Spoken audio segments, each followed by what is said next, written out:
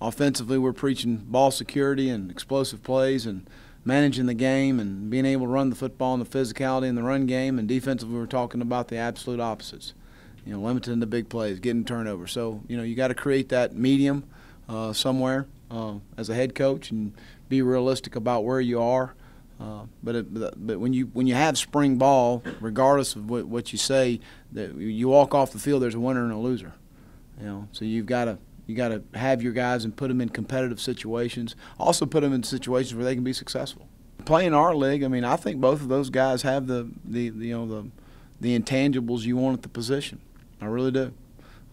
I see the things in the early stages you want to have at that position, but only time will tell on those other things. It's all right. When you're in the helmets, it's kind of hard to judge things as far as the run game is concerned. You just want to get a hat on a hat in the run game. Defenses, guys keep their head in their gaps and leverage the ball. And Skelly was okay, and the one-on-one stuff was okay. You play football in pads, so it's hard to really judge when you're out there in helmets. We're in the right spots for the most part, sure, but again, that's all you can really get out of it. I think we're in shape. I think so those are things you can kind of tell when you're out there in helmets. There were some nice throws. There were some, any time that at the quarterback position, there's so many things, and I always try to emphasize as much as anything, playing well around them. And I think that at times there were some busted routes and some misreads on receivers and maybe a protection issue here or there, and we got to reset and get the ball out or whatever it is. But I thought there were some nice balls thrown today. The experience they got last year as true freshmen, this is going to help them grow. I've said it before. Unfortunately, they played for us this year. Fortunately, they played for us this year. It's twofold.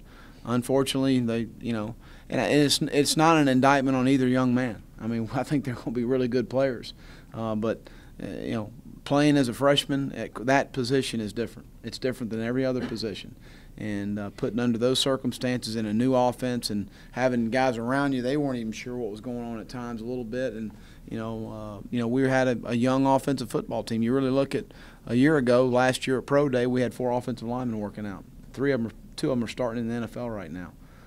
John Halapia was the only one that had played extensive snaps from the year before. Xavier Nixon the 2 years before. So there was a lot of moving parts and newness last year. Our offensive line's all back. We've tried to keep as much terminology the same as we can. Our tight ends are all back. Our receivers other than DT are all back. Our backs have played.